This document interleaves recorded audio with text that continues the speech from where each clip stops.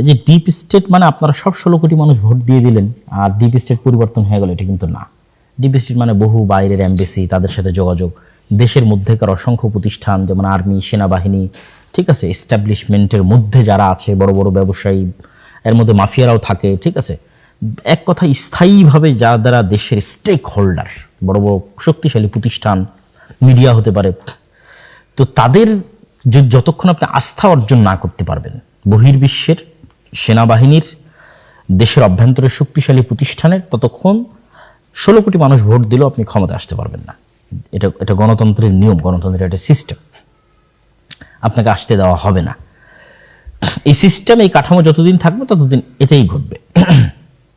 তাহলে আপনাকে আস্থা অর্জন করতে হবে তাদের। সবচেয়ে হাস্যকর যে বিষয়টি হয়েছে এবং লজ্জাস্কর হয়েছে আলেম ওলামার জন্য, যে ব্রাহ্মণবাড়ির একটা আসনে 3 জন আলেম ওলামা, একজন বিএনপির প্রতিনিধিত্ব করছেন বিএনপি জোটের, একজন জামাত এনসিপি জোটের, একজন চরমনাইয়ের ইসলামী আন্দোলন জোটের, 3 আলেম ওলামাকে পরাজিত করে একজন নারী প্রার্থী তিনি বিজয় লাভ করেছেন।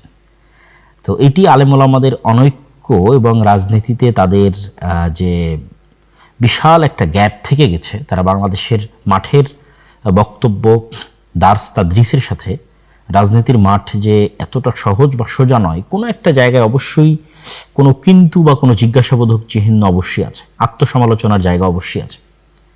যেখানে শুরুর থেকে সকল ইসলামী দল একত্রিত হয়ে তারা বলল যে অন বক্সে তারা ভোট নেবে, সেখানে শেষ মুহূর্তে এসে সেটিও কিন্তু ভেঙে গেল। আবার দেওবন্দি আলেম ওলামার একদল শুরুর থেকেই বলে আসতেছিলেন যে জামাত ইসলামকে ভোট দেওয়া হারাম বা তারা কাদিয়ানীদের চেয়েতেও খারাপ। তো এই যে এই নির্বাচনকে সামনে রেখে পরিমাণ কাদা ছোড়াছুড়ি হয়েছে মেইন স্ট্রিমের আলেম ওলামাদের মধ্যে, আমি নিকট অতীতে এরকম কাদা ছোড়াছুড়ি দেখিনি। এটি চরম একটি তিক্ত অভিজ্ঞতা হয়ে থাকবে এদেশের ইতিহাসে। প্রশ্ন হচ্ছে এখানে আসলে আমি সবাইকে সম্বোধন করে বলতে চাই, যারা জামাত ইসলাম করেন তাদেরকেও আহ্বান জানাবো যে আপনারা আমার এই ভিডিওটা দেখবেন, ছাত্র শিবিরের ভাইদের আহ্বান জানাবো আপনারা দেখবেন, যারা ইসলামী আন্দোলন চরমনাই করেন তাদেরকেও জানাবো আপনারা দেখবেন, যারা অন্য আর যত ধরনের ইসলামী দল করেন তারাও দেখবেন, পাশাপাশি যারা বিএনপি করছেন তাদেরকেও উদাত্ত আহ্বান জানাবো যে আপনারাও, এবং এনসিপির ভাইরাও আপনারাও আমার এই ভিডিওটা যদি সম্ভব হয় দেখবেন। আমি সকলের কল্যাণকামী হয়ে দেশের একজন নাগরিক হয়ে কোনো প্রকার পক্ষপাত ছাড়াই আমি 2 ধরনের আলোচনাই করব। আজকে এই গণতান্ত্রিক নির্বাচনের যে ফলাফল সেটির উপর সংক্ষিপ্ত কিছু বিশ্লেষণ, এবং যারা গণতন্ত্রের রাজনীতি করতে চান তাদের জন্য কিছু পরামর্শ আমার জায়গা থেকে। পাশাপাশি যারা মনে করেন যে না, এই গণতান্ত্রিক যে ব্যবস্থা, এই ব্যবস্থার মাধ্যমে আসলে বিজয় সম্ভব নয়, তাদের জন্য কিছু পরামর্শ আমি দিব। তো প্রথমত আমরা একটু বিশ্লেষণ করি। গণতন্ত্রের যারা রাজনীতি করেন, বিশেষ করে বাংলাদেশ বা পাকিস্তান বা ভারতে দীর্ঘদিন থেকে জামাত ইসলামী সবচেয়ে পুরাতন দল হিসেবে গণতন্ত্রের রাজনীতি করে আসতেছে। জামাত ইসলামের জন্য বা এই ধরনের যারা গণতন্ত্রের রাজনীতি করেন এরকম ইসলামপন্থী দলের জন্য বিজয় অর্জন এই গণতান্ত্রিক সিস্টেমে কোনো দিনই কেন সম্ভব নয়, কখনোই কোনো দিনই সম্ভব নয়। কেন? প্রথমত এখানে অলরেডি কয়েকটা বিষয়ের আপনারা আলোচনা করেছেন ফেসবুকে বিভিন্নভাবে, কিন্তু আমি 2-1টা পয়েন্ট বলে দিই। তো আপনি বলবেন যে না, আপনারা শুধু হতাশার কথাই বলেন, তাহলে কাজের কথাও বলবো। শুধু হতাশার কথা বলবো যে গণতন্ত্র হারাম শিরক, এই বলে আপনাকে নিরাশ করে দেবো সেটি নয়। যারা গণতন্ত্রের রাজনীতি করতে চান তাদের জন্য পরামর্শ বা কাজের কথা থাকবে ইনশাল্লাহ। তো প্রথমত কেন সম্ভব নয় 2টা পয়েন্টে আমি আলোচনা করতে চাই। 1 নম্বর হচ্ছে কাল্ট ফিগার। একজন ব্যক্তিকে ক্যারিশমাটিক লিডারশিপ মেনে তার অধীনে জোয়ার তৈরি করা। ক্যারিশমাটিক লিডারশিপ ছাড়া পৃথিবীতে শুধু গণতান্ত্রিক রাজনীতি নয়, কোনো বিপ্লবী কোনোদিন সাকসেসফুল হয়নি, কোনো বিপ্লবী কোনোদিন সাকসেসফুল হয়নি। তো ক্যারিশমাটিক লিডারশিপ যার কাল্ট ফিগার, আপনারা যারা ফ্যাসিজমের বিরুদ্ধে বলেন তারা বলেন, তাহলে আওয়ামী লীগের জন্য কাল্ট ফিগার শেখ মুজিবুর রহমান। তাকে অবিসংবাদিত নেতা বানিয়ে, তাকে মর্যাদার সর্বোচ্চ পর্যায়ে পৌঁছিয়ে, তার আদর্শে আদর্শিত হওয়ার প্রেরণা জাগরিত করে তার নামে রাজনীতি করা, একটা নির্দিষ্ট কাল্ট ফিগারের তৈরি করে তার অধীনে রাজনীতি করা। যারা বিএনপি রাজনীতি করে তাদের জন্য কাল্ট ফিগার শুধু একটা নয়, 2টা। প্রেসিডেন্ট জিয়াউর রহমান, মরহুম প্রেসিডেন্ট, এবং বেগম খালেদা জিয়া। আমরা আল্লাহ সুবহানাহু ওয়া তাআলার নিকটে দোয়া করি আমাদের অতীতে চলে যাওয়া যারা রাজনীতিবিদ ছিলেন তাদের সকলের কোনো অকল্যাণ থাকলে আল্লাহ সেটি ক্ষমা করুক এবং তাদেরকে জান্নাতবাসী করুক, তাদের বিষয়ে আমরা কল্যাণের ধারণা রাখি। তো তাদের দুইটা কাল্ট ফিগার, ফলত এই দুইটাকে তাকদিস করার মাধ্যমে তারা তাদের রাজনীতি পরিচালনা করে। এই জায়গায় অন্য ইসলামী দলের তো সমস্যা আছে। জামাত ইসলামের সবচেয়ে বড় সমস্যা হচ্ছে জামাত ইসলামের যে কাঠামো, এই কাঠামোতে কখনোই কাল্ট ফিগার তৈরি হওয়া সম্ভব নয়। কেন এখানে ক্যাডার ভিত্তিক যোগ্যতার ভিত্তিতে এখানে রাজনীতি হয়। কেউ খুব ভালো এই জন্য তার ছেলে রাজনীতিতে আসবে, এরকম কোনো ব্যবস্থাপনা এখানে নাই। এটা একটা ভালো দিক, কিন্তু কাল্ট ফিগার তৈরি না হলে গণতান্ত্রিক রাজনীতিতে আপনি সাকসেসফুল হতে পারবেন না। যেমন এখন এনসিপির যারা রাজনীতি করতেছে তাদের মধ্যেও কিন্তু তৈরি হয়ে ওঠেনি যে সেই একজনের অধীনে সারা দেশের মানুষ। আপনি যে কোনো খানের দিকে দেখেন অথবা ইরানের আয়াতুল্লাহ আল খামেনির দিকে দেখেন, যেখানেই দেখেন সেখানে একজনকে সবচেয়ে মহান এবং বড় করে তুলে ধরা হয় এবং তার পিছনে মানুষ একত্রিত হয়। এই জুলাইয়ের যে এটিকে আপনারা গণ অভ্যুত্থান বলতেছেন, এটি বিপ্লবে পরিণত না হওয়ার সবচেয়ে বড় আরেকটি কারণ হচ্ছে এই জুলাই একক কোনো নেতা ছিল না। যদি একক নেতা থাকতো এবং একক আদর্শে অভ্যুত্থান না হয়ে বিপ্লবে পরিণত হয়ে যেত, এবং আজকে কিন্তু আপনাকে আবার নির্বাচন দেওয়া লাগতো না। যেমন আহমদ আশ-শারা কি নির্বাচন দিচ্ছে, আর অন্তর্বর্তীকালীন সরকারও 5 বছর 6 বছর দেশ পরিচালনা করতেছে। কারণ এখানে একক নেতৃত্বের অধীনে সবাই একত্রিত হয়েছে এবং তার প্রতি আস্থা রেখে, ঠিক আছে, তার অধীনে তার আদর্শিত হয়ে একদল কর্মী বাহিনী তৈরি হয়েছে। তাহলে যারা ইসলামের নামে রাজনীতি করতেছেন তাদের তো কোনো কাল্ট ফিগার নাই, আবার তারা শত মত আর দলে বিভক্ত, কত ফতোয়া তার হিসাব নাই। এর কাছে ও বিভ্রান্ত, ওর কাছে ও ভ্রান্ত, ওর কাছে ও বেদাতি, ওর কাছে ও শিরক। এগুলোর মধ্যে অবশ্যই কিছু সত্যতা কিছু থাকবে না তা নয়, কিন্তু আমি সরাসরি আজকের আলোচনা কিন্তু আমি সরাসরি আপনাদের যে একজন ইসলামিক স্কলার সেই হিসেবে কিন্তু আলোচনা করতেছি না। আজকে বিশ্লেষণ করছি জাস্ট একজন গণতন্ত্রের রাজনীতির একজন কোর দেশের নাগরিক হিসেবে একটা বিশ্লেষণ করতেছি। দ্বিতীয় যেটি বড় বাধা যারা ইসলামের নামে রাজনীতি করছেন, তো ইসলামের নামে রাজনীতি করার প্রথম বাধা কি বললাম, যে আপনাদের কোনো কাল্ট ফিগার তৈরি হওয়া সম্ভব নয়, ঠিক আছে। জামাত ইসলামের নিজের ফ্রেমের কারণে সম্ভব নয়। আর ইসলামী দলগুলো সব বিভিন্ন মাযহাব, মতবাদ, আদর্শে একজনের কাছে আরেকজন কাফের, আরেকজনের কাছে আরেকজন শিরক, মুশরিক। ফলত এখানে কেউ একক নেতৃত্বের অধীনে এসে একত্রিত হবে সেটার কোনো পসিবিলিটি নাই বললেই চলে। আর ওই পসিবিলিটি যদি না থাকে কোনোদিন আপনি ক্ষমতায় যেতে পারবেন না। এটা just full stop, note down করে রাখবেন। যারাই আপনারা ইসলামের নামে রাজনীতি করতেছেন, গণতান্ত্রিক করেন, অগণতান্ত্রিক করেন। 2 নাম্বার ডিপ স্টেট, যেটা আপনারা খুব ভালোভাবে এই 2026-এর ইলেকশনের পরে দেখলেন যে কারচুপি এবং ইঞ্জিনিয়ারিং এর মধ্যে যে ডিফারেন্স, যে পার্থক্যটা, যে কারচুপি মানে দিনের বেলা গিয়ে ভোট কেন্দ্র দখল করা, ঠিক আছে, ভোট কেন্দ্র দখল করে জাল ব্যালট বাক্স ভরা, এটা হয়নি। কিন্তু ইঞ্জিনিয়ারিং, ফলাফল ঘোষণা, ইঞ্জিনিয়ারিং। তো ডিপ স্টেট যে শুধু ফলাফল ঘোষণা ইঞ্জিনিয়ারিং করবে বিষয়টি কিন্তু সেরকম নয়। ডিপ স্টেট আরও বহু ক্ষেত্রে তাদের প্রভাব থাকে। ডিপ স্টেট মানে ছায়া রাষ্ট্র। ছায়া রাষ্ট্র যদি আপনি আরও ভালোভাবে বুঝতে চান তাহলে বুঝতে পারবেন যে ডক্টর ইউনূস কেন সাকসেসফুলি কাজ করতে পারেনি। কেন বাংলাদেশের যে ডিপ স্টেট, এইটা তাকে সাকসেসফুলি কাজ করতে দেয়নি। প্রতিটা রাষ্ট্রের ডিপ স্টেট থাকে, আমেরিকারও ডিপ স্টেট আছে। তো ওই ডিপ স্টেটের সক্ষতা শুধু জনসমর্থন দিয়ে হয় না। যেটা আমি বহুবার বলেছি যে আপনাদের 16 কোটি মানুষের ভোটের মূল্য প্রথম আলোর কাছে একটা খড়ের টুকরাও নয়। এই কথাটা আপনারা আমার বহু বক্তব্য শুনেছেন। কেন বলেছি এটা? কেন প্রথম আলো হচ্ছে ডিপ স্টেটের পার্ট, ঠিক আছে। তো এই জিনিসটা আপনাকে বুঝতে হবে যে ডিপ স্টেট মানে আপনারা সব 16 কোটি মানুষ ভোট দিয়ে দিলেন আর ডিপ স্টেট পরিবর্তন হয়ে গেল, এটা কিন্তু না। ডিপ স্টেট মানে বহু বাইরের এমবেসি, তাদের সাথে যোগাযোগ, দেশের মধ্যেকার অসংখ্য প্রতিষ্ঠান যেমন আর্মি, সেনাবাহিনী, ঠিক আছে, এস্টাবলিশমেন্টের মধ্যে যারা আছে, বড় বড় ব্যবসায়ী, এর মধ্যে মাফিয়ারাও থাকে, ঠিক আছে। এক কথা স্থায়ীভাবে যারা দেশের স্টেক হোল্ডার, বড় বড় শক্তিশালী প্রতিষ্ঠান, মিডিয়া হতে পারে, তো তাদের যতক্ষণ আপনি আস্থা অর্জন না করতে পারবেন বহির্বিশ্বের সেনাবাহিনীর, দেশের অভ্যন্তরের শক্তিশালী প্রতিষ্ঠানের, ততক্ষণ 16 কোটি মানুষ ভোট দিলেও আপনি ক্ষমতা আসতে পারবেন না। এটা গণতন্ত্রের নিয়ম, গণতন্ত্রের একটা সিস্টেম, আপনাকে আসতে দেওয়া হবে না। এই সিস্টেম, এই কাঠামো যতদিন থাকবে ততদিন এটাই ঘটবে। তাহলে আপনাকে আস্থা অর্জন করতে হবে তাদের। তো সেক্ষেত্রে এখন আপনি বলবেন যে ভাই আপনি তো শুধু হতাশ করেন গণতন্ত্রের বিষয়, তাহলে যারা গণতন্ত্রের রাজনীতি করতে চায় তাদের কি কোনো আশার জায়গা নাই? আছে। যারা গণতন্ত্রের রাজনীতি করতে যান তাদের জন্য আজকে আমি নিরেট একদম খালেস অন্তরে একটা পরামর্শ দিই, গণতন্ত্রের রাজনীতি করেন, ইসলামের নামে গণতন্ত্রের রাজনীতি করলে কোনোদিন সাকসেসফুল হতে পারবেন না।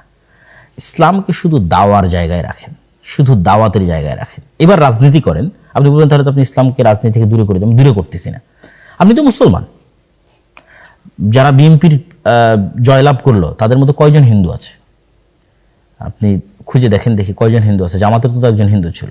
তাহলে বিএনপির যতজন বিজয় লাভ করলো তাদের 99% মুসলমান। শুধু কি মুসলমান, আমি এমন চিনি যারা 5 ওয়াক্ত সালাত আদায়কারী, 5 ওয়াক্ত সালাত জামাতের সাথে আদায় করে, অন্য মানে গণতন্ত্র বাদে অন্য আর সকল বিষয়ে সর্বোচ্চ বিশুদ্ধ আকীদা লালন করে। ঠিক আছে, এরকম অসংখ্য জনকে আমি চিনি যারা এই নির্বাচনে যারা জয়লাভ করে এসেছে বিএনপি থেকে।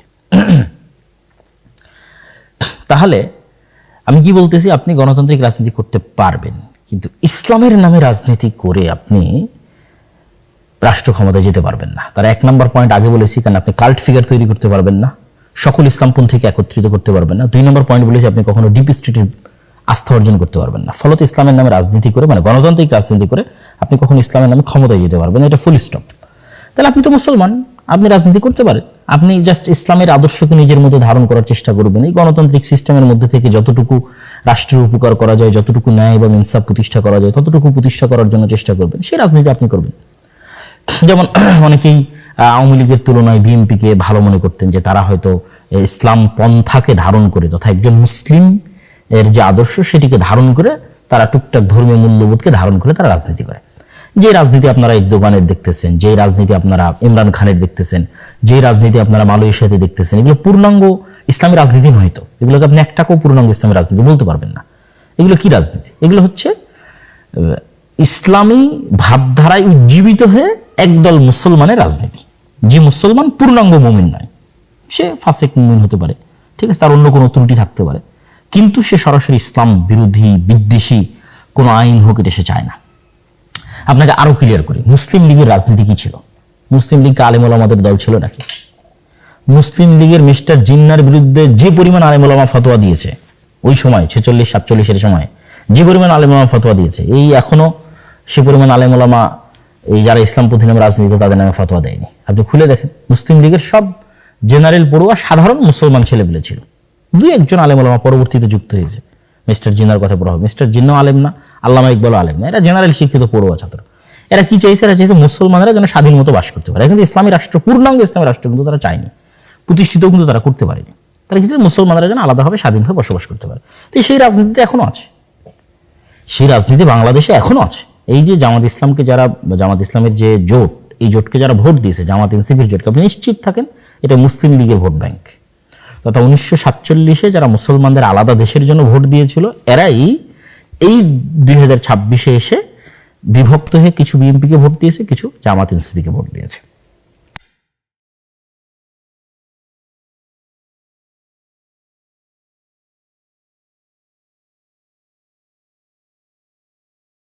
ইসলামের পারবেন না। আপনাকে কিসের রাজনীতি করতে হবে? মুসলমানদের রাজনীতি করতে হবে। যে একজন মুসলমান, সে ইসলামের বিরুদ্ধে বিদ্বেষী কোনো কথাবার্তা বলবে না, সেই সিস্টেমকে, গণতন্ত্রের এই কুফরি সিস্টেমকে মেনে নিয়েই এর মধ্যে টুকটাক ভালো মানুষকে নিয়ে আসার জন্য চেষ্টা করবে, সেই রাজনীতি করবে। তা বলবেন তাহলে এই রাজনীতি কারা করবে? দেখেন, আমি যে তত্ত্বের কথা বলতেছি, এই তত্ত্ব যে সঠিক তত্ত্ব তার প্রমাণ ভারতই আছে। ভারতের আরএসএস, শিবসেনা, বাজরাং দল, ঠিক আছে, এরা কিন্তু নিজেরা যেহেতু কট্টর উগ্র হিন্দুত্ববাদী বিশ্বাসী, ফলত তারা জানে যে কট্টর উগ্র হিন্দুত্ববাদ দিয়ে মানুষের ভোট নিয়ে তারা বিজয় অর্জন করে ক্ষমতায় আসতে পারবে না। তখন আরএসএস, শিবসেনা, বাজরাং তারা কি করেছে? তারা তাদের মডারেট হিন্দুদের দিয়ে আরেকটা নতুন রাজনৈতিক দল তৈরি করেছে, তার নাম বিজেপি। বিজেপি একটা রাজনৈতিক দল, এইটা সরাসরি উগ্র হিন্দুত্ববাদ তার মেইন মতাদর্শের মধ্যে আছে, লিখিতভাবে এরকম নয়, বরং তারা আরএসএস কর্তৃক নিয়ন্ত্রিত হয়। আরএসএস কট্টর উগ্রবাদ, তারা বাজরং দল, শিবসেনা কর্তৃক নিয়ন্ত্রিত, তারা কট্টর উগ্রবাদ। কিন্তু বিজেপি তারা সাধারণ হিন্দু, খুব যে হিন্দু ধর্মকে খুব ভালোভাবে মেনে চলে, খুব আল্লাহ মানে তাদের হিন্দু ধর্মের দিক থেকে খুব হিন্দু ধর্ম মেনে চলে এরকম কিন্তু, সতী সাধু এরকম কিন্তু নয়, ঠিক আছে। তো সেক্ষেত্রে এই যে জামাত ইসলাম সহ আর যারা ইসলামের নামে রাজনীতি করতেছে, সেটা ইসলামী আন্দোলন বাংলাদেশের চরমনাই হোক, সেইটা জমিয়তে কি যেন ওলামা ইসলাম একটা আছে, আর অনেক ইসলামের নামে যারা রাজনীতি করতেছে বাংলাদেশে, তাদের সকলের উচিত হবে তারা এরকম সাধারণ জেনারেল শিক্ষিত মুসলমান সন্তানদের দিয়ে একটা রাজনৈতিক দল তৈরি করবে। যেই কাজটা বিএনপি তাদেরকে অতীতে করে দিত, তারা যদি মনে করে যে এখন বিএনপি ছাড়াও তাদের এরকম একটা রাজনৈতিক দলের দরকার আছে, তাহলে এরকম একটা তারা সাধারণ মুসলমানদের এরকম একটা রাজনৈতিক দল তৈরি করবে, যেমন এনসিপি হতে পারে সেই রাজনৈতিক দল, যারা সরাসরি ইসলামী রাষ্ট্র প্রতিষ্ঠার রাজনীতি করবে না, কিন্তু এই দেশের মুসলমানদের স্বাভাবিক মুসলমানদের যে অধিকার রক্ষার কথা সেটা বলবে, যেমন ওসমান হাদি করতো, যেমন আমাদের জুলাইয়ের যে ছেলেমেয়েরা তারা করতেছে। এই ধরনের ছেলে মেয়েদেরকে যদি আপনি এগিয়ে দেন, তাহলে এরা হচ্ছে একটা কাল্ট ফিগারও তৈরি করতে পারবে। কেননা যেহেতু সে সরাসরি ইসলামী নয়, ফলত এখানে ফতোয়া ফারাইজ আসবে না, মাসলাক আসবে না, মতবাদ আসবে না, আদর্শ আসবে না, শিরক বেদাত আসবে না, মানে এইগুলো নিয়ে মুসলমানদের ইসলামী দলগুলোর মধ্যে যে গণ্ডগোল সেগুলো আসবে না, তাহলে কাল্ট ফিগার একটা তৈরি করতে পারবে। 2 নম্বর, যেহেতু তারা সরাসরি ইসলামী নয়, মডারেট সাধারণ মুসলমান, সেহেতু তারা ডিপ স্টেটের আস্থা অর্জন করতে পারবে। ডিপ স্টেট যেগুলো নিয়ে অ্যালার্জেটিক, সেগুলোর বিষয়ে তারা টুকটাক ম্যানেজও করতে পারবে। ম্যানেজ করার মাধ্যমে তারা দেখা যাচ্ছে ক্ষমতায় যাবে। এবং আপনারা যে মন্দের ভালোটা চাচ্ছেন, যে মন্দের ভালো নিয়ে আপনারা গত 1 মাস যাবৎ ফেসবুক একদম তোদবার করে ফেলেছেন, সেই মন্দের ভালোর একমাত্র সমাধান এইটা। সেক্ষেত্রে যত ইসলামের নামে গণতান্ত্রিক রাজনীতি দল আছে, এদের সবকে তাদের রাজনীতি অফ করে দিয়ে দাওয়াতি কাজ করতে হবে। তারা দাওয়াতি ফিল্ড তৈরি করবে, সন্তান তৈরি করবে, প্রজন্ম তৈরি করবে। আর ওই মুসলমানের সন্তানরা স্বাভাবিক যতদিন অন্তত গণতান্ত্রিক সিস্টেম আছে ততদিন সেই গণতান্ত্রিক সিস্টেমে তারা রাজনীতি করবে।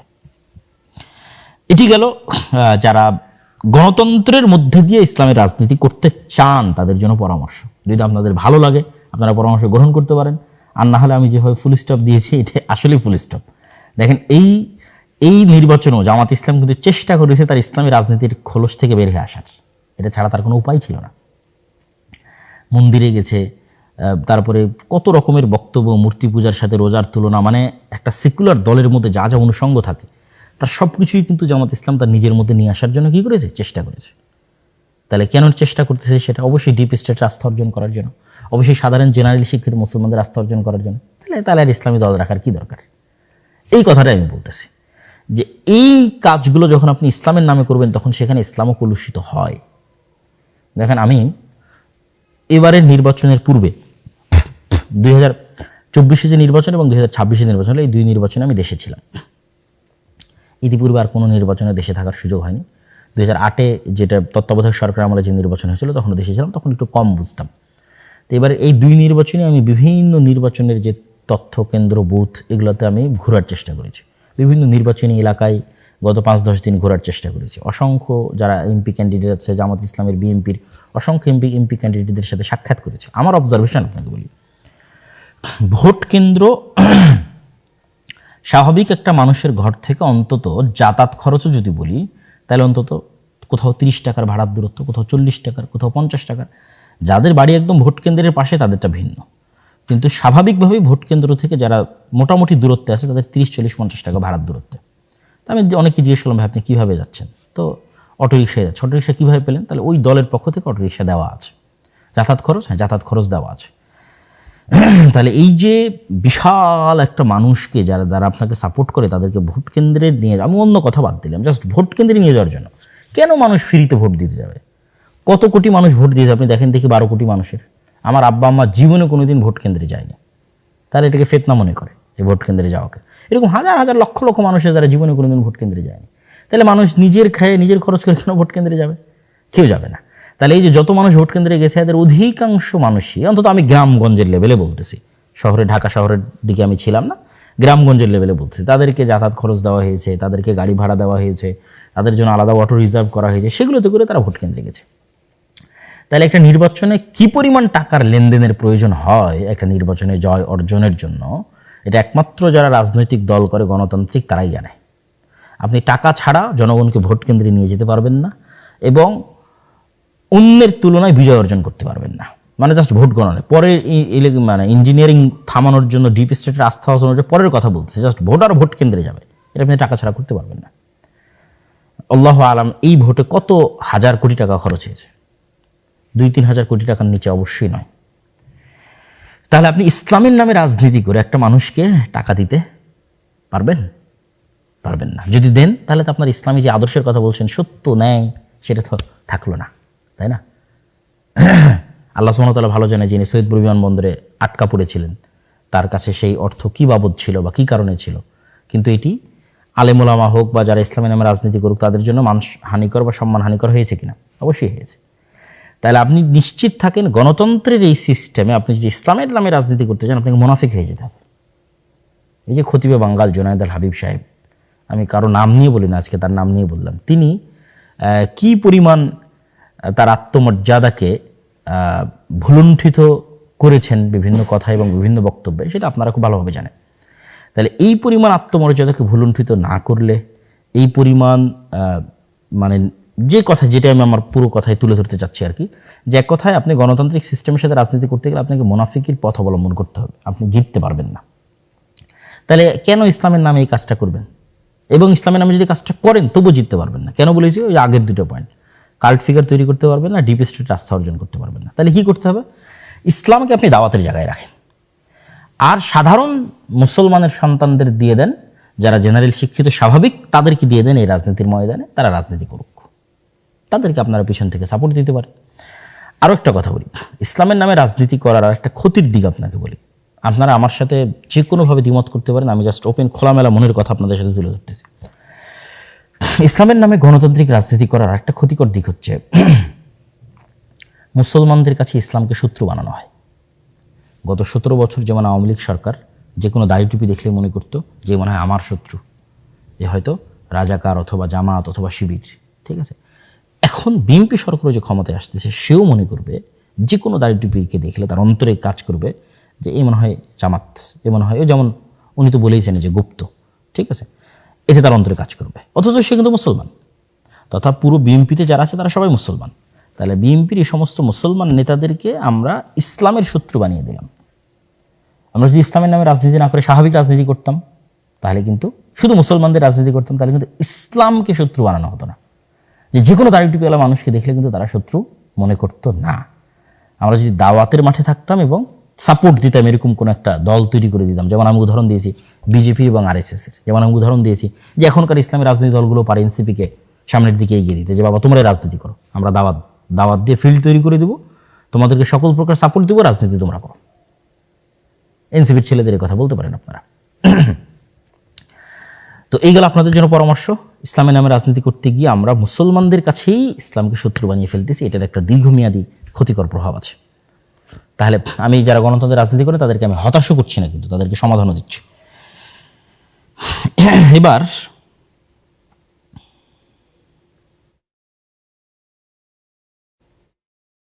এবার যারা গণতন্ত্রের এই রাজনীতিকে পছন্দ করেন না, যেমন তার মধ্যে আমিও একজন, আমিও আমার বহু বক্তব্যে এই গণতান্ত্রিক সিস্টেমের কথা বহুবার তুলে ধরেছি, যেটির মধ্যে দিয়ে ইসলাম প্রতিষ্ঠা করা সম্ভব নয়। আজকে তো আরও বিস্তারিত ব্যাখ্যাসহ আপনাদের কাছে তুলে ধরলাম, এত খোলামেলা আলোচনা আমি অতীতে কখনো করিনি।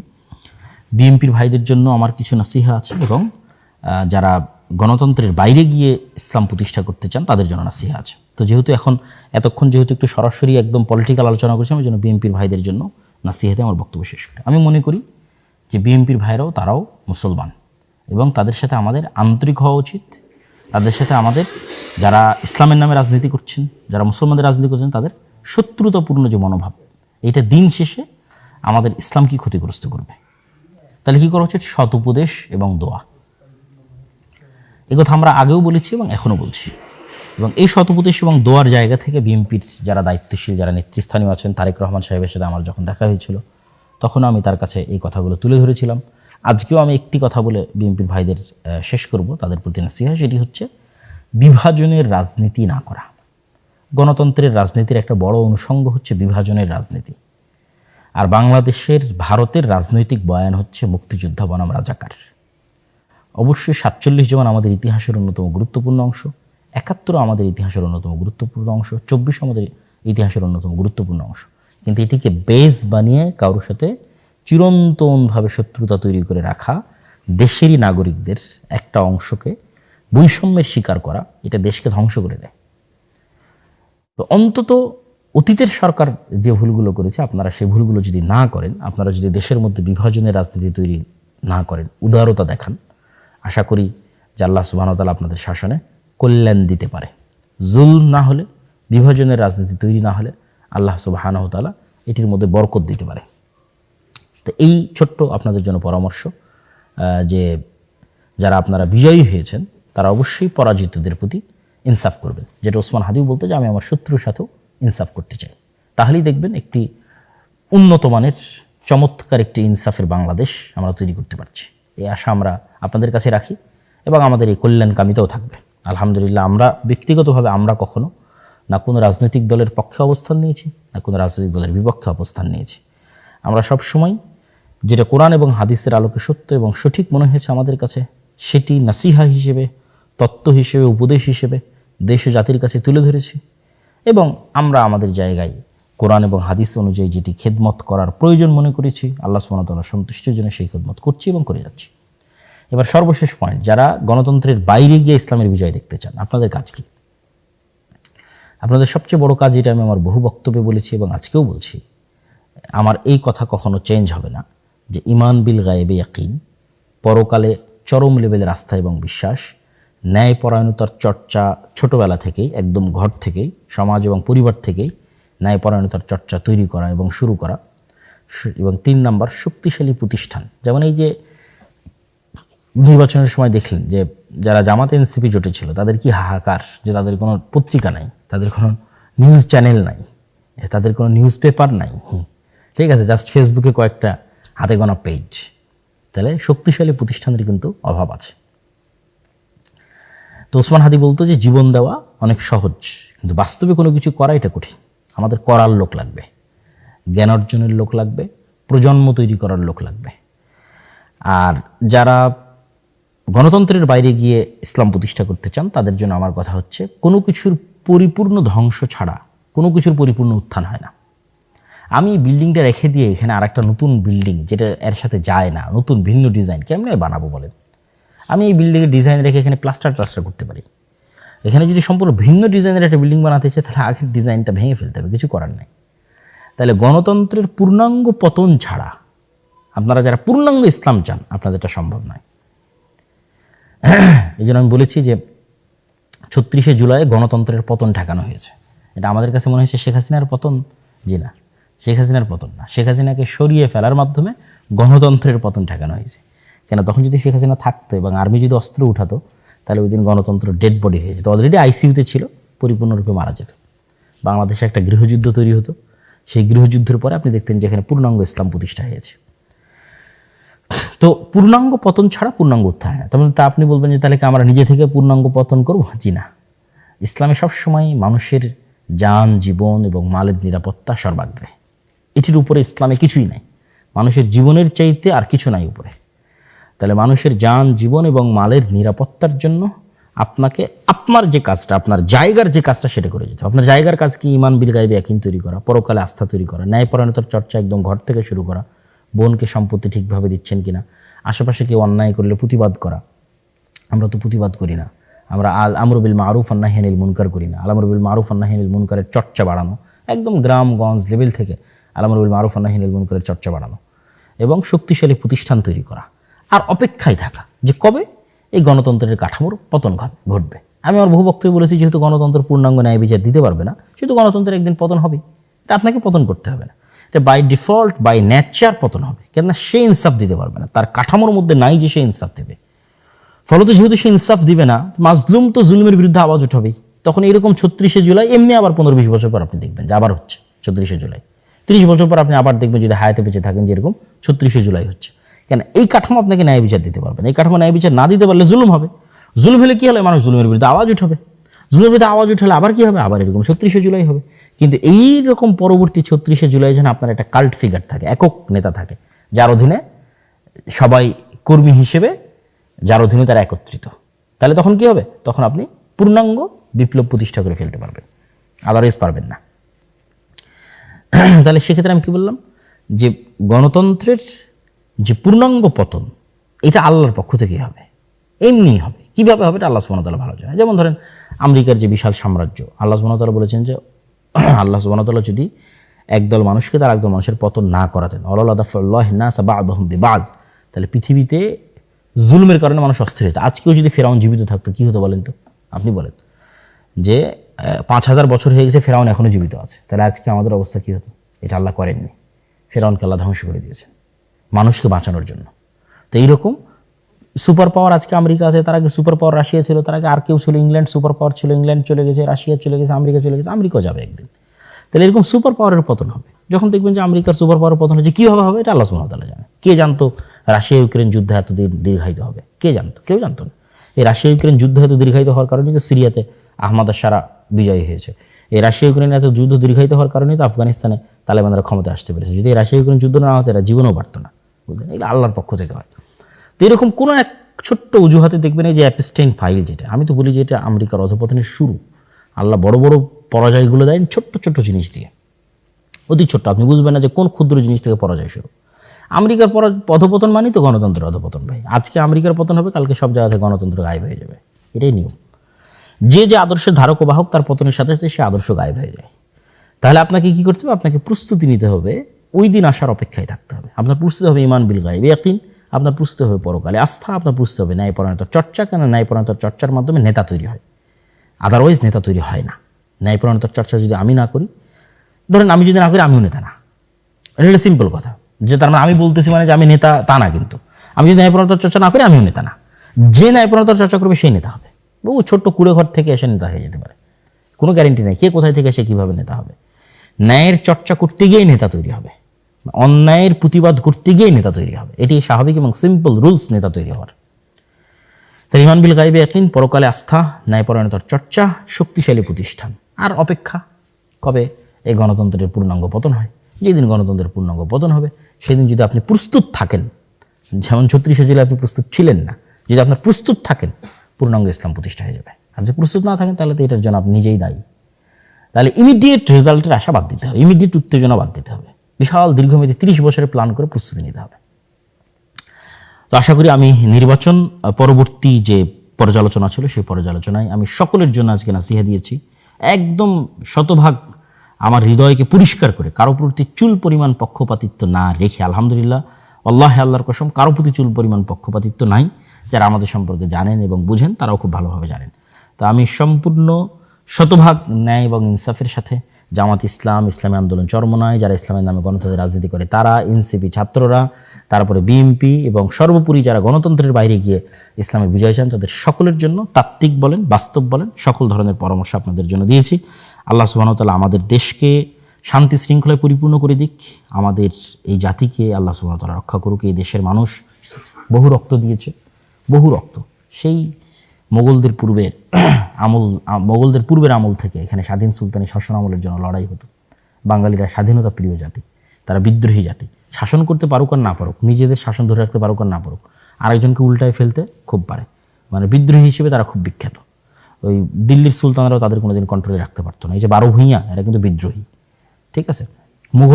মুঘলের বিরুদ্ধে এরা যুদ্ধ করেছে।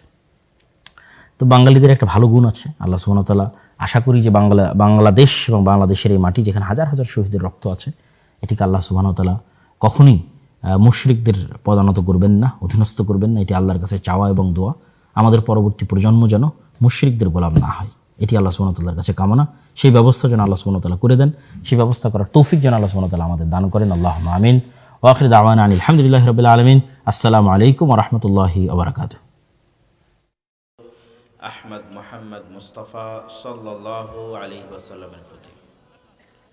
আমার পূর্বে আমার উস্তাদ সমতুল্য শেখ মাসউদুল আলম আল উমরি হাফিজাহুল্লাহ, এবং তার পূর্বে আমার মেজ ভাই আব্দুর রহমান, তাদের দুইজনেরই বক্তব্য আমার পুরো শোনার সৌভাগ্য হয়েছে।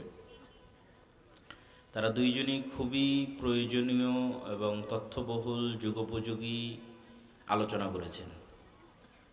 আমি হয়তো যেগুলো বলতে চাইতাম তার বেশিরভাগই তারা বলে ফেলেছেন। আব্দুর রহিম কী বিষয়ে আলোচনা করেছে আমি জানি না, কেননা তখন রাস্তায় ছিলাম। তো আমি তাদের প্রত্যেকেরই বক্তব্যের কিছু সম্পূরক হিসেবে আপনাদের সামনে দু একটা কথা বলতে চাই। শাইখের বক্তব্য দিয়ে শুরু করি। শাবান মাস চলছে, কিন্তু অনেকেই নফল সিয়াম নাই, খুবই দুঃখজনক। এখন যত আলোচনা হচ্ছে তার মধ্যে সবচেয়ে জরুরি আলোচনা হচ্ছে শাবান মাসে সিয়াম রাখতে হবে। এর চেয়ে জরুরি কোনো আলোচনা নাই। কেন? রমজান মাসকে সেই মূল্যায়ন করতে পারবে যে শাবানে সিয়াম আছে। আর যে শাবানে সিয়াম নাই, ওর রমজান আসবে কিভাবে যাবে কিভাবে ও ধরতেই পারবে না। যেমন ধরেন কিছু মুসল্লি আছে জামাতের কয়েক রাকাত পার হওয়ার পর দৌড়ে গিয়ে মসজিদে প্রবেশ করে, তারপরে হয়তো কোনো মতে একটা সিজদা পেয়েছে, তারপরে ঠকা ঠকার 2-3টা সিজদাতে সালাম ফিরে আবার জেলখানা থেকে যেভাবে বের হয় সেভাবে বের হয়ে আসে। এই মুসল্লি সালাতের কোনো শান্তি পাবে? সালাতের যে মজা এটা বুঝতে পারবে? পারবে না। তো যার কাছে রমাজান আজকে হঠাৎ করে রমাজান শুরু হয়ে গেল, এর রমাজান হঠাৎ করে শেষ হয়ে যাবে, এ না তারাবি পড়তে পারবে, না কোরআন খতম দিতে পারবে, কোরআন তেলাওয়াত করতে পারবে, না জিকির আজকার, না মন মতো সালাত, না সিয়াম। এর রমাজানও চোখের পলকে শুরু হবে, রমাজানও চোখের পলকে শেষ হয়ে যাবে, তাড়াহুড়ার মধ্যে। আর যে আগে থেকেই 1 মাস আগে থেকে সিয়াম অবস্থায় আছে, মেন্টালি প্রিপেয়ার হচ্ছে ওর ব্রেন যে রমাজান আসতেছে, এই জন্যই তুমি সাবানে সিয়াম রাখতেছ, ব্রেন প্রস্তুত হচ্ছে। ব্রেনের সাথে আমাদের মানসিকতার সাইকোলজির খুব সম্পর্ক আছে। তো ব্রেন যত প্রস্তুত বেশি হবে, ব্রেন রমাজানকে তত বেশি মূল্যায়ন করতে পারবে যে এই যে মাসটা আসতেছে এই মাসটা অনেক গুরুত্বপূর্ণ, আমাকে এই মাসে গুরুত্ব দিতে হবে। ইবাদতের মাস, সিয়ামের মাস, কোরআন তেলাওয়াতের মাস, তার পূর্ব প্রস্তুতি শাবান। এই জন্য শাবানে সিয়াম পালন করতেই হবে। আরও 2টা কারণে আপনাকে শাবানে সিয়াম পালন করতে হবে।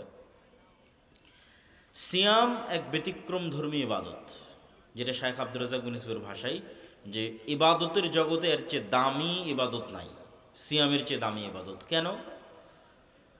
দেখেন আল্লাহ সুবহানাহু তাআলার মূলনীতি শাইখ ভালো বলতে পারবে, আমি শুধু ইঙ্গিত দিচ্ছি। আল্লাহ সুবহানাহু তাআলার মূলনীতিতে কাফফারার সিস্টেমে 1 নম্বরে টাকা দিয়ে শুরু হয়, সিয়াম দিয়ে শেষ হয়।